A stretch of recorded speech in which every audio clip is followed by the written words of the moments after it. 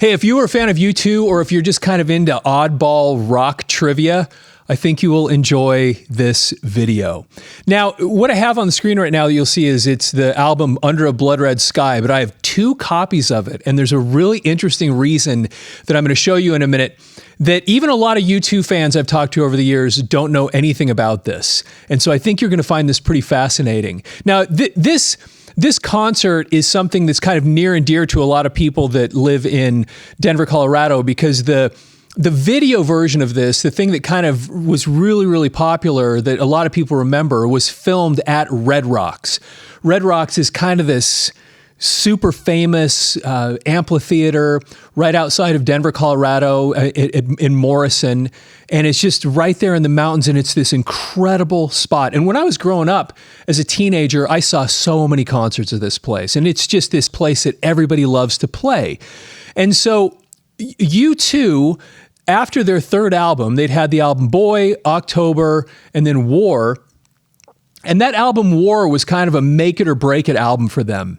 And when they went on that tour for War, they happened to film this concert, and this thing just went huge. It was such a big deal. Well, then they put out this album that was basically it was Under a Blood Red Sky. The live version that was the video was called Live at Red Rocks Under a Blood Red Sky. And if you didn't know, some of you may not, where Under a Blood Red Sky comes from, this is actually a line from one of their famous songs, New Year's Day. He sings Under a Blood Red Sky in that song. And anyway, that's where they got the title for this album. Now, this was released on November 21st of 1983, but the Red Rocks filming was done in June earlier that year, June 5th of 1983. Now, although the video that many of you probably saw, or at least knew about, was the concert at Red Rocks, actually only a couple of songs from that video made it onto this album. This album was also recorded in Boston and Germany, and they had different pieces of this concert from different places. Now, I'm going to show you a couple of interesting things about this. And they called this a mini LP because it only had these 8 songs on it. And I think it was only about 30 minutes the way it clocked in. So when you look on the back of the album here, of course, you've got Bono right there. There's The Edge. There's Adam Clayton, and there's Larry Mullen Jr. And then this right here, this picture, this is Red Rocks Amphitheater. And to help you kind of understand what's going on here, this is looking up the mountain right there. So the stage is right underneath this kind of overhang. And then what they did at this concert is they put these flames right above the stage on the roof over the stage. And then they have these 2 kind of big things right off to the side. And if you ever watch those videos, you can go watch this stuff on YouTube. Go watch the song Sunday Bloody Sunday, which is the first song on side 2. And you'll see Bono singing, and you'll see these big flames up in the air, and that's what they are. And so then right here, this is the audience, and the audience just kind of goes up the side of the hill. And I think it holds about 9,000 people. And like I said, I used to go there as a young guy. I mean, I saw so many people there. I mean, like Asia, Bryan Adams. I think I saw Loudness there, and anyway, I saw so many different bands at this place. And it was so cool because back then, the whole place was general admission. And so you would have this thing where people would go sleep out overnight so they could be in the front of the line to get in there, early so they could get like front row seats or get as close as they can to the stage. And then they got to a point where they started making certain sections of it reserve seating. And now I think the whole thing is. But man, that was so much fun as a kid because you'd go up there as a teenager and you just hang out at Red Rocks all day, just goofing off and just, anyway, it was super fun waiting for the concert to start. And then you spent the whole day there out in the sun or the rain, which this was kind of notorious for. And that's one of the things you see here is that there was this overcast and they had some drizzle and some rain while this was happening. So it ended up being this really iconic visual experience. If you've never watched it, even if you're not a U2 fan, just spend a few minutes watching a piece of the concert because the image there, the thing was so cool, and you could get a sense of why this became so popular. Now, when you look at the song list, what they did here is they put these little marks next to the songs, so you'd know what was recorded where. So Gloria, which was on their second album, October, so that one has a little triangle next to it, and so that one was recorded in Denver on June 5th, 1983. And then 11 O'Clock TikTok was recorded in Boston on May 6th, 1983. I Will Follow, which actually comes from their first album. That one has the circle. That one was recorded in Germany. Party Girl, which has the triangle next to it. Again, that was recorded in Denver. And so an interesting thing about this is 11 O'Clock TikTok and Party Girl weren't even on any of their albums. So they had 3 albums up to this point. They had Boy, October, and War, and these 2 songs were just singles that they had released and weren't even on an album. So then when you get to the second side, Sunday Bloody Sunday, that's on the album War. That ended up becoming an incredibly popular song. The Electrico was on their first album, which was Boy, and which is just kind of a classic, really cool U2 song. And we're going to talk about that in a second. This is really fascinating. New Year's Day was also on War, and then 40 was also on the album War. And you'll see this whole side was recorded in Germany. And just as a side note, that album War, in my opinion, that's where U2 really kind of discovered themselves. Boy in October, I know there's a lot of people that just love those albums. And I've got them in the collection, and they're okay, but I don't think I can take them or leave them for the most part. But you get to that album War, and I think that's really where they discovered who U2 was. And then by the time they get to Unforgettable Fire, which is my personal, that one might be my favorite album they ever put out. It was just so spectacular. But anyway, so this was on that tour, but that War album, that was a make it or break it thing for them. And fortunately for them, that ended up being a really, really big deal. It led to this album. Okay, so the interesting thing that I want to show you here, and the reason that I thought that this would be a really neat video, a few weeks ago, we did a video on Permanent Waves by Rush. And we talked about the misprint in the lyrics in the song Free Will. And if you've not watched the video, you can find it on our channel. Go watch it, because there's this really fascinating thing. I keep saying the word interesting. There's this really fascinating thing in the liner notes, in the lyrics inside of Permanent Waves, where it's misprinted. And so I started thinking about different things I'd seen before where there was mistakes on the inside of records. And this is a really fascinating one for a very different reason. And I'm going to show you this right now. Okay, and this is the reason that I have 2 copies of this album right here. So I'm going to pull the first one out. This, by the way, what I'm going to show you is the reason people collect records, because of these oddball things that you can find in these different versions. Okay, so this is the album, and this is side 2. Now, if you look at the song The Electrico, you'll see here that it is 5 minutes and 18 seconds long, okay? All right. Now, I'm going to pull out this other version. And check this out. So now we're on side 2 again. And Electrico right there is 4 minutes and 51 seconds. Same album. I mean, you saw the whole thing. It's the exact same thing. Yet this song is listed as being 27 seconds longer than it is on this one. Why is that? Well, because the reality of it is they're only kind of identical. What happened in this song, The Electrico, is Bono, there's this kind of breakdown in the middle of the song, and it kind of goes into this rhythmic thing where Adam Clayton's playing this bass line. It's just this kind of mellow rhythmic thing. And then all of a sudden, Bono starts singing. He goes like this, da la la la la la America, na na na la la la America. Now, of course, that's from sort of West Side Story. That's where you recognize that from. And then he starts singing another song that you'll recognize. And he goes, la, dun, na, na, na, dun, dun, dun, na. And then he says something like, Why must I hide from myself? La, la, la, la. It was hard. It's actually hard to understand what he's saying in the song. But if you recognize that melody, and then he goes, bring in the clowns. I love the clouds. And he doesn't even sing the words correctly, but he's actually singing the song, Send in the Clowns, which is from A Little Night Music by Stephen Sondheim. And so what happened is they put this album out with those little,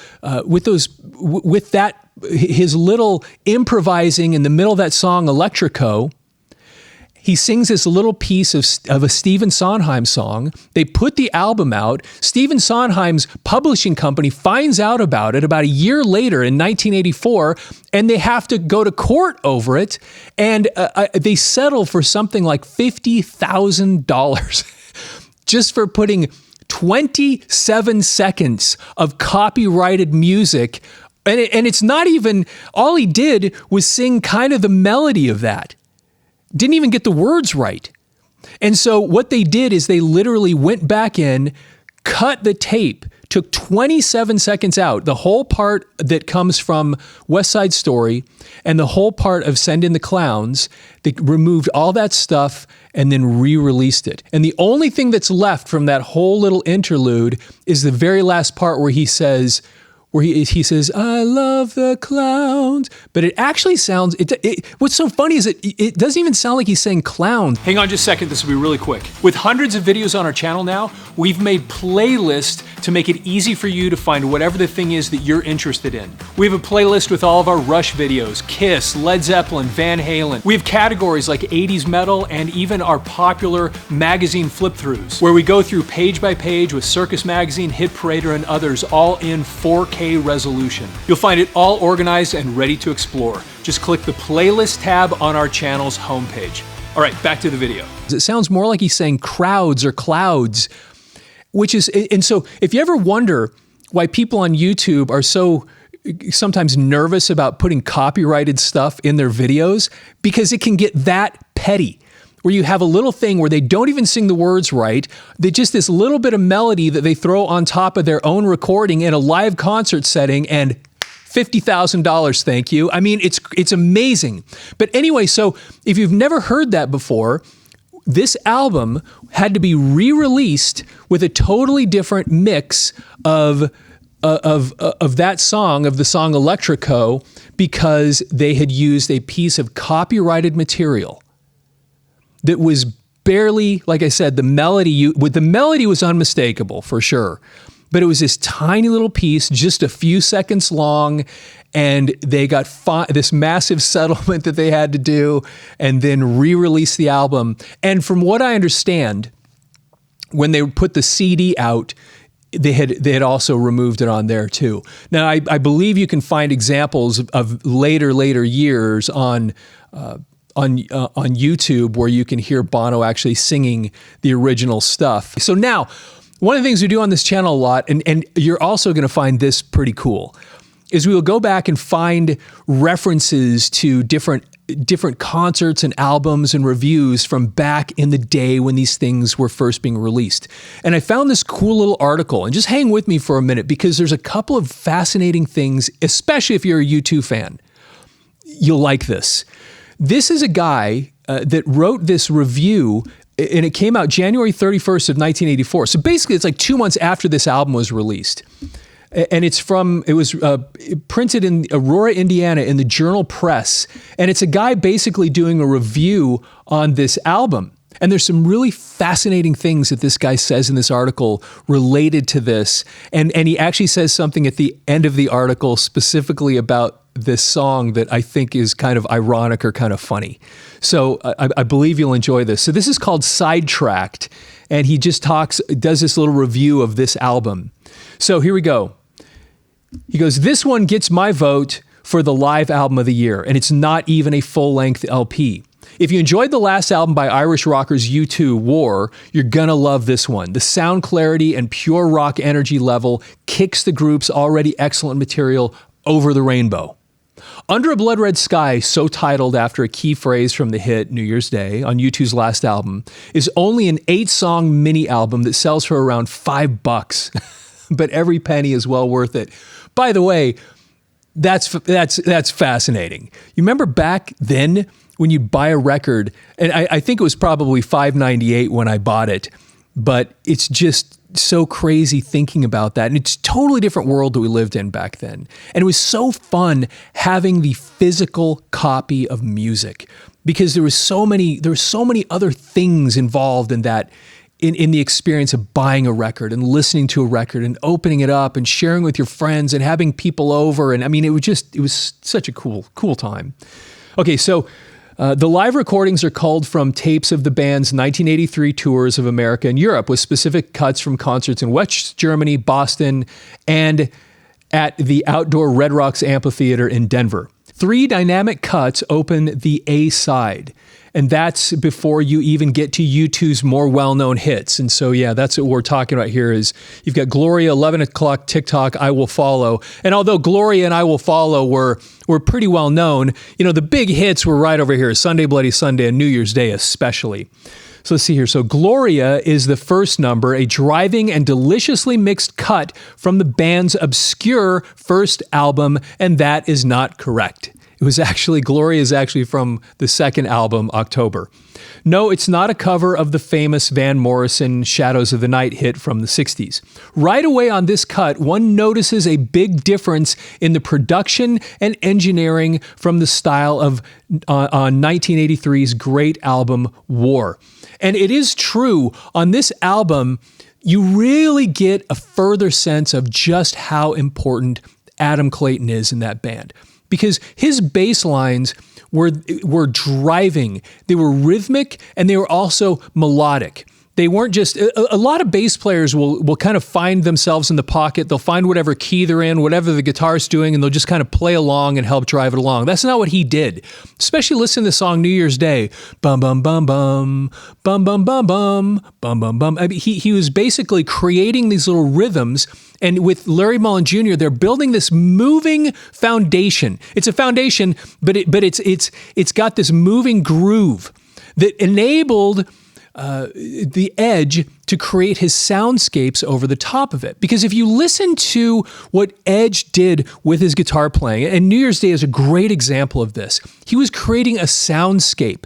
He would do these rhythmic things, but he wasn't holding down some sort of chord pattern. He would use that foundation that those two made, and then he would just weave around and create these beautiful kind of intricate sounds over the top of it. And he was able to experiment with his own rhythms, and he would do these cool things with delays. And he was just so cool to listen to. And if you want to understand or appreciate really what Edge was doing, go listen to Bruce Springsteen when he inducted them into the Rock and Roll Hall of Fame. And he explains that. He explains what Edge was doing. It was so amazing what he was able to do. But like it says in here, he was only able to do with the things that he did because Adam Clayton was in there kind of building that foundation underneath it, that musical foundation that gave you the tones, gave you the note changes, the chord progressions, so that the Edge could sit over the top of it and create this beautiful soundscape. And as a matter of fact, it kind of even talks about this in here. So the strong, agile bass, Adam Clayton grabbing effect. Lead guitarist, the Edge, also benefits from a clearer mix, proving just how brilliant his economical slashing work can be. Lead singer Bono Vokes commands attention with his fine voice and bold manner, but doesn't domineer. It sounds like no other live album I've ever heard. It's no coincidence that producer Jimmy Iovine, who's done great stuff for Springsteen and Tom Petty, is the man behind it all. His regular cohort, engineer Shelley Yakis, has toned down the droning distortion that characterized the engineering of Brit and Steve Lillywhite on War and kept the vitality. The product is really something special. Now this is funny.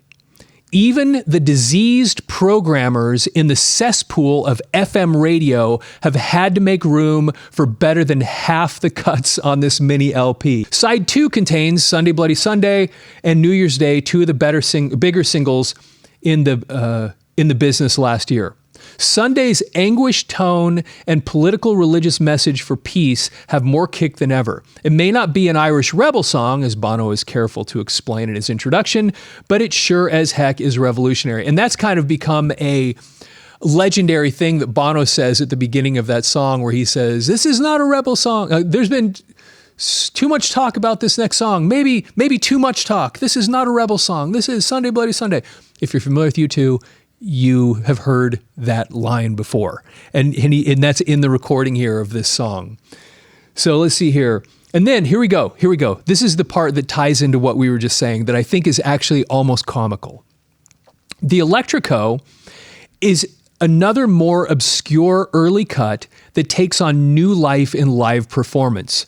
Bono does get carried away a little with the vocal improvisation here, interjecting a few bars from West Side Story and Send in the Clowns.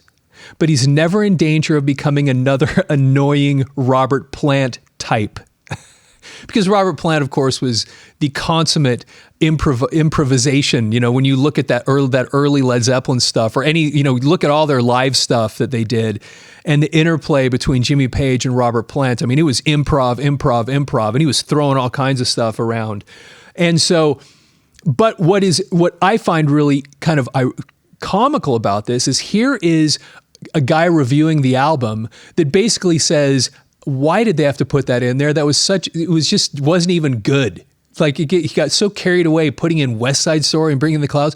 And what's so funny is that they put it in there. It cost them $50,000 to put it in there, and people that wrote about it didn't even like it. So at least this guy. But it was just funny for when I read this, I thought, that's so ironic. If other people felt that way and they had to spend $50,000 and re-release it and remove it and still and pay that fine, and no one even liked it in the first place. I don't know. I actually think it's kind of cool when you listen to it, because you can kind of sense his improvisation in there as he's doing it. And it's kind of, because it sounds just slightly imperfect, which is part of the charm also of U2 in the first place, is that their execution on some of this stuff did feel very, very organic when they would do it. Okay. And then article's almost over. Two ballady type cuts finish both short sides. Party Girl, which is, as I said earlier, never appeared on an album, uses the same name as the earlier Elvis Costello tune, but it's a nice U2 original. The closer, 40, involves the entire audience in its sweet chorus, a fitting end to an album that's way too short. So if you're not familiar with the song 40, and the reason, if you look here, you'll see that it's in quotes. The reason it's in quotes is because the song, he's actually reciting Psalm number 40 from the Old Testament in the Bible. And if you listen to the lyrics, he says, "I waited patiently for the Lord, and he inclined and heard my cry. He brought me up out of the pit, out of the merry clay. I will sing a new song." And it's the words from 40 are kind of like that. And then what happens at the very end of the concert is, "I will sing a new song. How long to sing this song?" And then the whole audience just starts repeating, "How long to sing this song? How long?" And then it just goes on and on and on as they leave the stage and the concert's over. But it is a really, really nice piece. And that's how they round out the album War, and it's also how they round out this live album. Let's see here. The only thing that could be better than Under a Blood Red Sky would be seeing U2 live. That's a resolution for me. Now, for me personally, what's kind of, I find it kind of funny, is that after this concert, a friend of mine, this would have been a couple months later when school started. I don't remember what grade I was in, but his name was Kelly. And he came into class wearing a U2 shirt because he had gone to this concert. And I was, none of this, they weren't a massive band that they are today. I mean, it wasn't like that. They were kind of like, who? A little bit still. And I remember kind of poking fun at him because I was a metalhead. I was listening to Iron Maiden and Judas Priest, and here he was walking in with his U2 shirt. And, little did I know I'd become a huge fan later on, but I kind of poked fun at him about this, that he'd gone to, that he was going to see U2 in concert and whatever. Who is this stuff? And then, later on, now he can look back and say, yeah, somewhere in that picture was me. because he actually got to experience that in person. And I didn't see them till much later. I saw them on the Joshua Tree tour, and I can't explain it, but there was something just magical about these guys. You see them in concert and you just get it. And you just see them, and you go there and you watch these guys, the way they present themselves, this raw energy that just comes off that stage that you can't even put your finger on. They really had that X factor, especially if you'd go see them in concert.